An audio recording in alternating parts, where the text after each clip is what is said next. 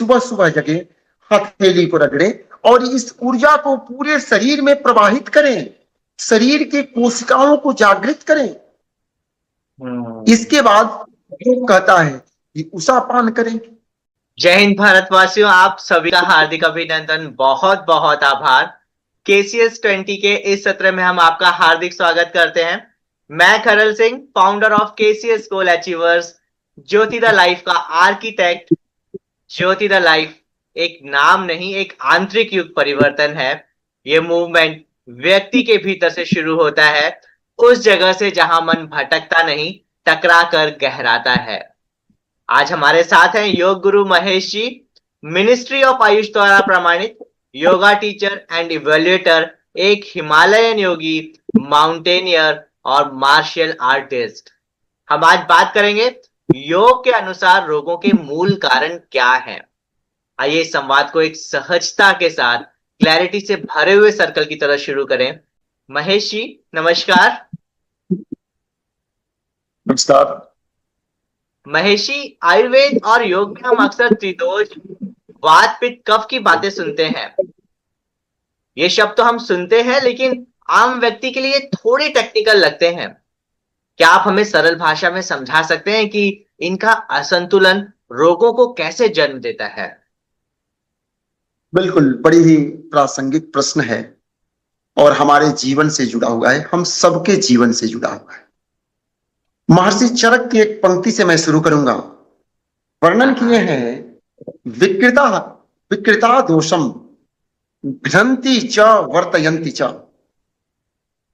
इसका अर्थ है, वात पित्त कफ यदि संतुलित रहता है तो यह जीवन रक्षक का कार्य करता है, और यदि असंतुलित हो जाता है तो यह जीवन भक्षक का कार्य करता है। तो यह वात पित्त कफ केवल हमारे शरीर का दोष ही नहीं है, यह शरीर के लिए नितांत आवश्यक है। अब हम बहुत ही सरल भाषा में समझेंगे, जैसे कि आप पहले ही बोल चुके हैं। सरल भाषा में यदि हम समझाने का प्रयास करते हैं तो सबसे पहले हम जानते हैं वात का स्थान। वात का स्थान होता है बड़ी आंत। यह उत्सर्जन तंत्र को सुचारू रूप से चलाने में अपना कार्य करता है, सहयोग देता है। यदि वात विकृत होता है तो सबसे पहले हमारे उत्सर्जन तंत्र प्रभावित होते हैं, मलमूत्र का वेग रुकना या गैस कंस्टिपेशन इत्यादि होना।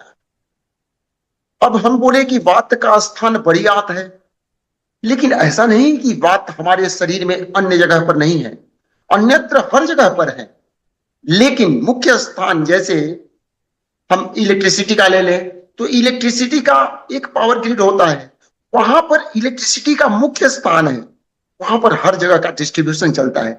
इसी प्रकार से हमारा वात का मुख्य स्थान तो बड़ी आंत ही है, लेकिन पूरे शरीर में वात का संचार होता है, तभी हमारा रक्त परिसंचरण तंत्र चल रहा है, तंत्रिका तंत्र चल रहा है। अब चलते हैं कि वात जब कुपित होता है तो कैसे रोगों को जन्म देता है, क्योंकि मुख्य प्रश्न यही है।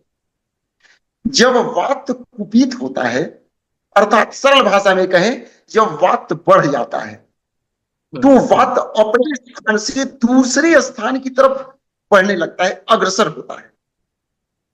अब हम आभास कैसे करते हैं, देखिए सरल भाषा में कैसे आप समझ पाएंगे, या सभी लोग जो दर्शक होंगे बहुत ही आसानी से समझेंगे।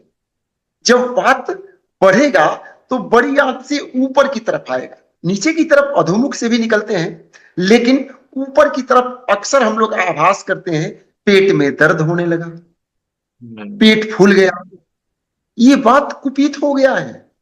तभी हमारे वो अपने स्थान छोड़ करके हमारे पेट तक आ गया, आमाशय तक आ गया। जब उससे भी आगे बढ़ेगा तो हमारे गले से डकार आएंगे, और यदि उसको संतुलित नहीं किया गया तो अब देखिए कैसे रोगों को जन्म दिया। हमारी संधियों में दर्द होने लगे, संधिवात जिसको बोलते हैं, गांठों में दर्द, गठिया, जो अर्थराइटिस हम लोग बोलते हैं। अब अर्थराइटिस की समस्या वो जन्म दे देगा। वात कुपित हुआ, बड़ी आंत में रहता है, वो अपने स्थान छोड़ करके हमारे ज्वाइंट पर आ गया, ज्वाइंट में पेन करेगा, ज्वाइंट में सूजन हो जाएंगे। और यदि उसके बाद भी वात को संतुलित नहीं किया गया तो हमारे सर में दर्द शुरू हो जाते हैं, ब्रेन हैमरेज तक की शिकायत वात के प्रकोप से होने लगते हैं। तो हमें लगता है कि यह स्पष्ट हो गया होगा कि वात कुपित होने से देखिए कितने रोगों का जन्म हो गया हमारे शरीर में। इसी प्रकार से हम पित्त को भी स्पष्ट करेंगे। पित्त का स्थान आमाशय है। हम लोग सुने होंगे जठर रस, पक्वाशय, जहां पर हमारा भोजन पूर्ण रूप से पचता है और ऊर्जा प्रदान करता है। तो जठर रस तो नितांत आवश्यक है, पित्त तो नितांत आवश्यक है, लेकिन यदि पित्त की अधिकता हो गई तब क्या होगा, ये हम और आप आभास करते हैं, तभी तो सरल भाषा में समझेंगे। पित्त जब कुपित होता है तो गला जलने लगता है, ये सब लोग आभास करते हैं। तो हमें समझ जाना है कि ये पित्त बढ़ गया, ये पित्त दोष हमारे अंदर आ गया। यदि इस दोष को संतुलित नहीं किए तो हमारे आंख लाल हो जाएंगे, जल्दी गुस्सा आएंगे, चिड़चिड़ापन हो जाएगा, और उससे भी उसको संतुलित उसके बाद भी नहीं किए तो हमारे स्किन के प्रॉब्लम होने लगेंगे और अनेकों प्रकार की विकृति हमारे शारीरिक क्रियाओं में होने लगेंगे। तो देखिए पित्त से कितने व्याधि उत्पन्न हो गए। अब चलते हैं हम कफ के ऊपर। कफ का स्थान क्या है, ये सब जानना बहुत जरूरी है। कफ का स्थान नाभि से लेकर के हृदय प्रदेश तक होता है, लेकिन जब विकृत होगा, कोई भी विकृत होगा तो दूसरे के स्थान पर इंक्रोचमेंट करेगा। विकृत होता है तो ऊपर और नीचे की तरफ वह अग्रसर होता है। तो देखते होंगे रनिंग नोज होने लगेगा, बलगम खांसी होने लगेगा, स्पीटिंग, बार बार वो बलगम जो निकलने लगता है, उससे भी नहीं होगा तो पूरे सर भारी हो जाएंगे। ये बता रहा है कि कफ कुपित हो गया। हमें लगता है ये बिल्कुल स्पष्ट हो गया होगा कि वात, पित्त और कफ जब कुपित होते हैं तो किस प्रकार से रोगों को जन्म दे रहे हैं, क्योंकि एक एक करके मैं बड़ी सरलता से स्पष्ट करने का प्रयास किया।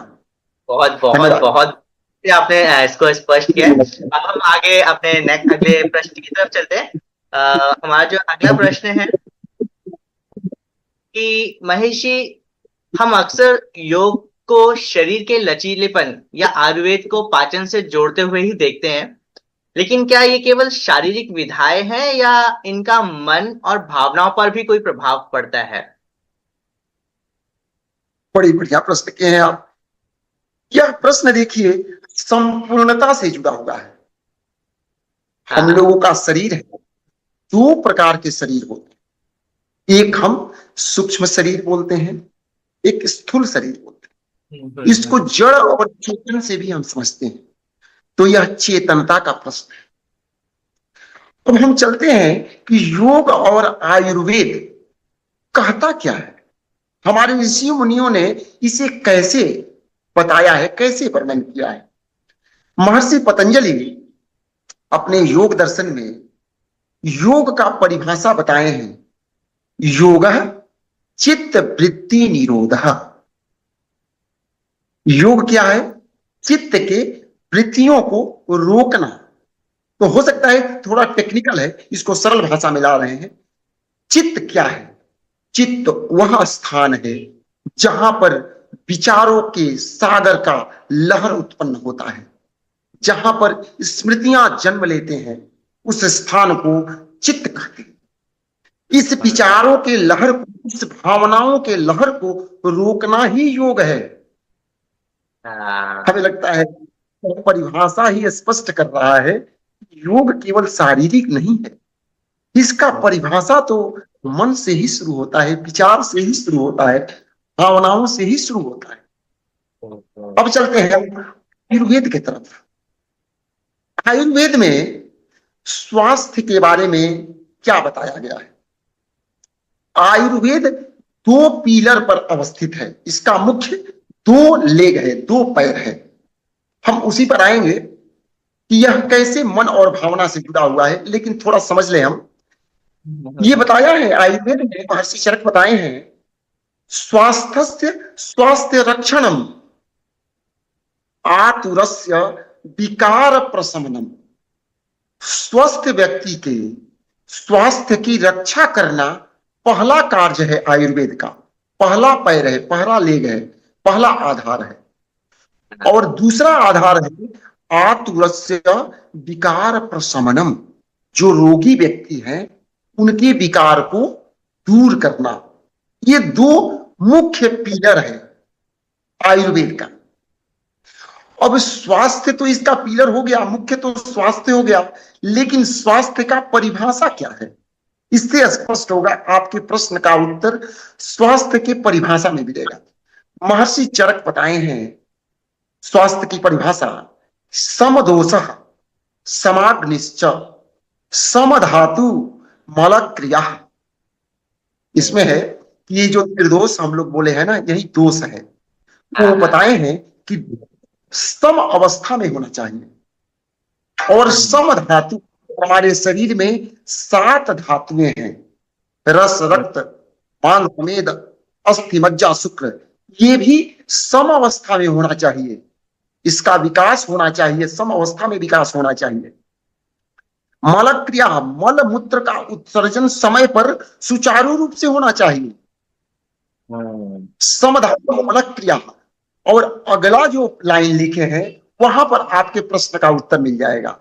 अगले लाइन में लिखे हैं प्रसन्न आत्म इंद्रिय मनः। वो लिखे हैं कि स्वस्थ तभी कहा जाएगा जब उसकी आत्मा प्रसन्न हो, इंद्रिय प्रसन्न हो और मन प्रसन्न हो। यदि ये नहीं है तो केवल आप व्याधि से मुक्त हैं तो वह स्वास्थ्य नहीं माना जाएगा। ये महर्षि चरक कहते हैं, यह स्पष्ट कर रहा है आत्मा इंद्रिय और मन से जुड़ा हुआ ही स्वास्थ्य है। और आयुर्वेद और योग है। आयुर्वेद और योग केवल शारीरिक अभ्यास नहीं है, यह आत्मा मन और भावनाओं से पूर्ण रूप से जुड़ा हुआ है। यह सूक्ष्म विज्ञान पर आधारित ज्ञान है। बहुत बेहद संजीदगी और बहुत ही भावनापूर्ण तरीके से आपने इस चीज को बताया और बेहद अच्छा लगा ये जान के कि हम इसको इस तरीके से भी समझ सकते हैं। महेश जी, अब हम अगले प्रश्न की तरफ चलते हैं। तो आज की तेज रफ्तार जिंदगी की बात की जाए तो काम का दबाव, स्क्रीन टाइम, भाग दौड़, ये सब भी क्या आयुर्वेद और योग को सचमुच अपनाने के जैसा हो सकता है क्या? इसमें हम इनको अपनाया जा सकता है या ये सब सिर्फ रिट्रीट्स और किताबों तक ही सीमित रह गए हैं? यदि मैं ऐसा बोलूं कि क्या आधुनिक जीवन शैली में आयुर्वेद और योग को अपनाना व्यवहारिक है? बड़ी ही विश्लेषणात्मक प्रश्न कर दिया आप। यह मूल्यांकन योग्य प्रश्न है, यह हमारे दिनचर्या से जुड़ा हुआ है। देखिए, आज के जीवन में हम लोग थोड़े से भ्रांति में जीवन जी रहे हैं। कैसी भ्रांति? हम लोगों के अंदर एक ऐसी भावना जागृत हो गए हैं कि योग का मतलब समझते हैं आंख बंद करके कहीं पहाड़ों में बैठना, बिना खाना पीना खाए ये लाल वस्त्र धारण करना। योग का तात्पर्य ये नहीं। जैसे हम बताए थे योग चित्त वृत्ति निरोध, हम नहीं बताए थे, महर्षि पतंजलि वर्णन किए हैं। योग एक जीवन शैली है, न कि योग के लिए कहीं हमें भागना है, न कि योग के लिए हमें अलग से समय निकालना है। देखिए, योग सुबह जगते ही शुरू हो जाता है। मैं बहुत ही सरल भाषा में यदि समझाएं तो हम पढ़ने लगते हैं तो माता पिता बोलते हैं या जो भी गुरुजन बोलते हैं कि ध्यान से पढ़ो, तो योग हो गया कि नहीं? योग के साथ ध्यान है तो आप योग की बात कर दिए। तो हम लोग कहाँ पढ़ रहे हैं? अब हम इसको सिलसिलेवार बताएंगे कि कैसे हम सुबह से ही योग और आयुर्वेद को ही ग्रहण करते हैं। लेकिन यदि हम दिशाहीन होकर के अपने जीवन यापन कर रहे हैं तो हम भोगी हो गए, और एक निर्धारित दिशा में यदि कार्य कर रहे हैं तो हम और आप ही योगी हो गए। तो हम सिलसिलेवार ढंग से और बड़ी ही सरल भाषा में समझेंगे, क्योंकि यथार्थ में यह मूल्यांकन के लिए प्रश्न है। हम लोग इतने भयभीत हो जाते हैं योग और आयुर्वेद से। तो चलते हैं, मुख्य प्रश्न को सरलता से समझते हैं। सुबह हम जगते हैं, आप भी जगते हैं, लेकिन आयुर्वेद क्या कहता है कि सुबह सूर्योदय से पूर्व जगे। और आज के जो विज्ञान है वो क्या कहता है, वो भी कहता है early to bed early to rise. तो योग तो वही कह रहा है, केवल सुबह जगे वहीं पर योग हो गया। अब अगले बिंदु पर आते हैं। योग कहता है, आयुर्वेद कहता है कि जगते ही अपने हथेली को रगड़िए। हमारे अंगुलियों में पांचों तत्व पंच महाभूत समाहित रहते हैं और वो जागृत हो जाते हैं। इससे ऊर्जा का संचार हमारे शरीर में सुचारू रूप से होने लगता है, क्योंकि हम सुप्तावस्था से जागृत अवस्था में आते हैं। तो योग तो शुरू हो गया। इसके लिए क्या अलग से समय निकालने की आवश्यकता है? क्या पहाड़ पर जाने की आवश्यकता है? नहीं, योग तो एक दिनचर्या है। अच्छा, उसके बाद योग कहता है कि सुबह सुबह जगे, हथेली को रगड़े और इस ऊर्जा को पूरे शरीर में प्रवाहित करें, शरीर के कोशिकाओं को जागृत करें। इसके बाद योग कहता है कि उषापान करें। उषापान का मतलब कि सुबह सुबह जगते ही जल का सेवन करें। तो क्या आप भी करते होंगे? लेकिन हो सकता है कि कुछ लोग निर्धारित दिशा में न करके, निर्धारित समय पर न करके, जाकर के फ्रेश होने के बाद पानी पी लेते होंगे। तो वह जल ग्रहण, यदि आप कुछ देर के बाद जल ग्रहण किए तो वो योग नहीं हुआ, वह थोड़ा दिशाहीन हो गया। तो सुबह जगते ही पहले जल ग्रहण करें और ताम्र पात्र में रखा हुआ जल यदि ग्रहण कर रहे हैं तो वह अमृत का कार्य करता है। मुख्य रूप से सर्दी के सीजन में ताम्रपात का ताम्रपात में रखा हुआ जल ग्रहण करें, और गर्मी के मौसम में घड़े का जल, मिट्टी के पात्र में रखा हुआ जल ग्रहण करें। उसके बाद अच्छा, एक और बात बता दूं, आयुर्वेद भी, सुबह से आयुर्वेद शुरू हो गया। जो हमारे स्लाइवा होता है, जो लार ग्रंथि होता है, यह क्षारीय होता है। इसको उल्ला न करके उस क्षारीयता को ग्रहण कर ले तो हमारे आमाशय में जो पित्त कुपित रहेगा वो शांत हो जाता है। तो बताइए कैसे योग हो रहा है और आयुर्वेद का भी सेवन कर रहे हैं, दवा का भी सेवन कर लिए, कहीं अलग जाना भी नहीं है। उसके बाद अंगड़ाई, हाँ एक छूट गया, सिलसिलेवार में कभी कभी हम लोग भी मिस कर देते हैं कुछ। ये बात बताया गया है कि ताड़ासन में एक अंगड़ाई ले, एक और दो अंगड़ाई ले, ये कोष्ठ शुद्धि के लिए, कोष्ठ मतलब कि आमाशय शुद्धि के लिए, उत्सर्जन तंत्र को सुचारू रूप से कार्य कराने के लिए होता है। तो ऐसे लेते भी हैं हम लोग, अंगड़ाई लेते हैं। तो केवल आपको ये जल पीने के बाद एक बार अंगड़ाई लेना है, एक बार दो बार बाएं दाएं, फिर आप अपने आप देखिए योग होते गया। इसके लिए न अलग से समय निकालने की आवश्यकता है और न ही कहीं पहाड़ के कंदराओं में जाने की आवश्यकता है। योग और आयुर्वेद हमारा जीवन शैली है। यह पूर्णतावादी दृष्टिकोण लेकर के आया है। जैसे हम लोग बुखार होता है, पैरासिटामोल खा लेते हैं या कोई भी दवा खाते हैं, तो हमें ये बताया जाता है कि इसके दुष्प्रभाव भी होते हैं, लेकिन योग का कोई दुष्प्रभाव नहीं होता है। यह जीवन शैली है। और यदि चले तो विस्तार में हम चलते जाएंगे, थोड़ा समय का अभाव है हम लोगों को, 20 मिनट का ही हम लोगों का सेशन है।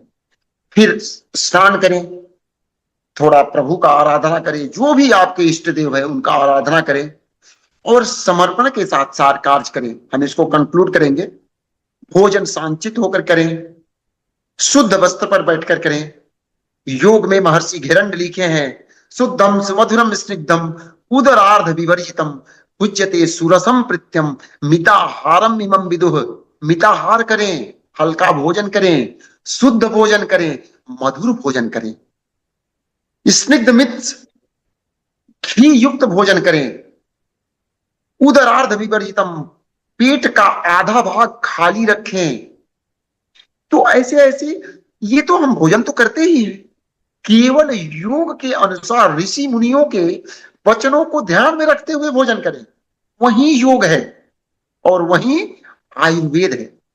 तो हमें लगता है कि इसको लंबा ना ले जाकर के मैं इसको बड़ी सरलता से स्पष्ट करने का प्रयास किया कि योग के लिए कहीं भटकने की आवश्यकता नहीं है, और ये भाग दौड़ का जीवन ही नहीं है। योग तो उसमें ही आपका भाग दौड़ खत्म कर देगा। बिल्कुल। केवल ध्यान से कार्य करें, ध्यान से भोजन करें, ध्यान से जीवन यापन करें, यही योग है। हाँ, मतलब जितनी सरलता के साथ हम इसको समझ पाते हैं, मुझे लगा उतना आसान है और बहुत ही बेहद संजीदगी के साथ आपने इस चीज को रखा, बहुत अच्छा लगा महेश जी। अब हम अगले प्रश्न की तरफ चलते हैं।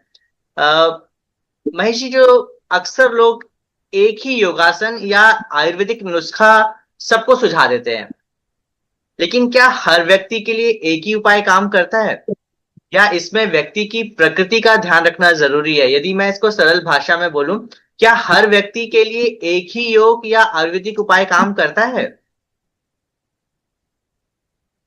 ये भी एक रोचक प्रश्न है और गूढ़ प्रश्न हम कहेंगे। गूढ़ प्रश्न इसलिए कहेंगे कि आधुनिक युग में हम लोगों के पास मोबाइल पर बहुत सारे ज्ञान की बातें उपलब्ध है, लेकिन बड़ी बढ़िया से आप प्रश्न भी किए हैं। शरीर की एक प्रकृति होती है, जैसे सरलता से ही हम ऐसा प्रयास कर रहे हैं कि आम जन बड़ी बढ़िया से समझ पाए। कोई पित्त कुपित व्यक्ति मेरे पास आ गया, इंस उसके शरीर में जलन है या उसके त्वचा पर खराश है, त्वचा में रसेस हैं, आंख लाल है, और वो हमारे पास आया कि हमें योग अभ्यास करना है, तो उसे हम शीतली प्राणायाम सजेस्ट करें, उसे चंद्रभेदी प्राणायाम सजेस्ट करेंगे। यदि उसको सूर्यभेदी करा दिए तो और बढ़ जाएगा। यह स्पष्ट कर रहा है कि यदि आपके पित्त कुपित हैं तो आपके लिए सूर्यभेदी लाभकारी नहीं है। इसलिए अलग अलग व्यक्ति के लिए अलग अलग योग अभ्यास हमारे ऋषि मुनियों ने बताए। जहां तक खान पान का भी सवाल है, यदि आपके पित्त कुपित हैं तो आपको गर्म भोजन को त्याग करना है। यदि आपके वात कुपित है तो तिक्त, कटु और कसाय को त्याग करना है। 6 रस है, थोड़ा डीप पे नहीं जाएंगे। मधुर रस वात को संतुलित करने में बड़े ही प्रभावी होता है। और आयुर्वेद में भी, ये आयुर्वेद का ही है, योग और आयुर्वेद एक दूसरे का पूरक है, एक दूसरे का ही मिला हुआ अंग है। यह पूर्ण रूप से स्पष्ट है और कोई इसमें लेकिन है ही नहीं कि जो हम लोग मोबाइल पर देखते हैं, ऐसा नहीं है कि जो पुस्तक में बता दिया गया वो सभी के लिए एक ही चीज सबके लिए लाभकारी हो सकता है। अलग अलग व्यक्तियों के तासीर को देखते हुए हमारे योग और आयुर्वेद में तासीर बोलते हैं। किसी का तासीर गर्म होता है, किसी का तासीर ठंडा होता है। जैसे कफ प्रवृत्ति के लोग हैं तो उनके लिए कपालभाति, सूर्य नमस्कार, सूर्यभेदी प्राणायाम इत्यादि कराए जाते हैं। और जो वात प्रवृत्ति वाले लोग हैं उनके लिए शीतली प्राणायाम, शीतकारी प्राणायाम कफ प्रवृत्ति वाले के लिए सजेस्टेड नहीं है। तो इस प्रकार से अलग अलग लोगों के लिए अलग अलग अभ्यास सजेस्ट किए गए हैं। ऐसा नहीं कि सबके लिए एक ही योग अभ्यास और एक ही आयुर्वेद की क्रियाएं लाभकारी होंगे। नहीं, बहुत बहुत मतलब ऐसा लग रहा है कि जैसे कभी शायद इतने अच्छे बारीकी से हमने समझ नहीं पाया, जितनी संजीदगी से आसानी के साथ आप इस चीज को बता रहे हैं। महेश जी, अब हम अपने आखिरी प्रश्न की तरफ आ गए हैं, और जो हमारा आखिरी प्रश्न है वो ये है कि हम अक्सर सोचते हैं कि बीमारी अचानक आती है, लेकिन क्या यह सच है? क्या शरीर पहले से संकेत देता है या हम उन्हें अनदेखा कर देते हैं? क्या अवेयरनेस की कमी ही इलनेस की शुरुआत करती है? महेश जी, बढ़िया प्रश्न, तो बहुत बढ़िया है और सभी प्रश्न हमारे जीवन से जुड़े हुए हैं। देखिए, इसमें कोई दो मत नहीं है कि कोई भी हमारे शरीर में जो बीमारी आते हैं, व्याधि आते हैं, वो पहले से हमें आगाह करके सिग्नल देते हैं, लेकिन हम इसे समझेंगे कैसे? तो पहले प्रश्न में भी मैं इसी को समझाने का प्रयास किया जहां पर त्रिदोष का प्रश्न था। जब वात पित्त और कफ असंतुलित होता है तो हमें आगाह करता है, लेकिन समस्या क्या होता है कि कभी कभी हम लोग अनभिज्ञता में उसे टाल देते हैं और कभी कभी अज्ञानता में उसे समझ नहीं पाते हैं, और फिर हम उसको प्रभु का प्रकोप मान लेते हैं। लेकिन यह प्रभु का प्रकोप नहीं है, यह हमारी अनभिज्ञता है, हमारी अज्ञानता है। जैसे हम लोग कोई भी गाड़ी खरीदते हैं, एक साधारण तौर पर ले ले तो बाइक सभी लोग आजकल रखते हैं, तो बाइक खरीद कर लाए तो उसकी सर्विसिंग होते हैं, उसके एक मैनुअल होते हैं कि उसको कैसे चलाना है। इस जीवन का भी भगवान एक मैनुअल दी है, उसी मैनुअल को जो हम पढ़ते नहीं है, उसी मैनुअल को हम समझते नहीं है, तो अपने जीवन में जो समस्या व्याधि के लिए जो सिम्टम्स होता है उसको हम समझ नहीं पाते। इसी को सत्कर्म के रूप में बताया गया है। इस शरीर का यदि सर्विसिंग करते रहेंगे तो हम अपने शरीर के व्याधियों के सिम्टम्स को भी समझते रहेंगे। और जैसे पहले बता चुका हूं कि वात कुपित होगा तो पेट में गैस बनेगा, तो यह सिम्टम्स हो गया, यह सिग्नल दे रहा है कि आप उसको संतुलित करें। यदि आप संतुलित नहीं कर रहे हैं तो फिर संधिवात बनेंगे। और बताते चलूं कि वात ही मुख्य रोगों का कारण होता है, अधिकांशतः रोग वात से ही जन्म लेते हैं। तो वात पित्त और कफ जब भी ये असंतुलित होते हैं तो हमारे शरीर में कुछ न कुछ अपना प्रभाव छोड़ते हैं। हम लोग केवल अपने अभिज्ञता और अज्ञानता में उसे समझ नहीं पाते हैं, वही विकराल रूप धारण कर लेता है। तो यह स्पष्ट है कि कोई भी व्याधि अपने आप एकाएक नहीं आता है, वह हमें जरूर आगाह करता है। धन्यवाद महेश जी। आपका ये जो संवाद था सिर्फ एक जानकारी नहीं थी, बिल्कुल जमीनी स्तर का अनुभव था। हम अब अपने आपके अनुभवों और सवालों के लिए मंच खोलते हैं। अब आप अपने सवाल रख सकते हैं। महेश जी, हमारे सामने जो सवाल आया है वो रमेश जी की तरफ से पूछा है। उन्होंने बोला कि जो ध्यान की विधि है ये हम किसी भी समय कर सकते हैं या कोई संध्याकालीन या सुबह या शाम, कोई इसका स्पेसिफिक टाइम होता है? देखिए, ध्यान योग का ही एक अंग है। योग में 7वें सोपान पर ध्यान, अष्टांग योग में महर्षि पतंजलि 8 अंग बताए हैं: यम, नियम, आसन, प्राणायाम, प्रत्याहार, धारणा, ध्यान और समाधि। ध्यान 7वें सोपान पर है। ध्यान अंतरंग योग के अंतर्गत आता है। यह इतना सरल नहीं है ध्यान करना। ध्यान के लिए कुछ तैयारियां भी करनी पड़ती हैं। लेकिन आपका मुख्य प्रश्न था कि ध्यान कब करना चाहिए। ध्यान के लिए मुख्य बेला और मुख्य तैयारी जो बताया गया है कि कम से कम भोजन के 3 घंटा बाद ही ध्यान या योग अभ्यास करने का प्रावधान बताया गया है। सुबह के बेला सबसे ही उत्तम बेला ध्यान के लिए बताया गया है और 3 बार ध्यान का प्रावधान बताया गया है: सुबह, दोपहर और शाम। लेकिन मुख्य रूप से दोनों समय जब सूर्य और चंद्र का मिलन होता है, यह बेला सबसे उत्तम बेला बताया गया है।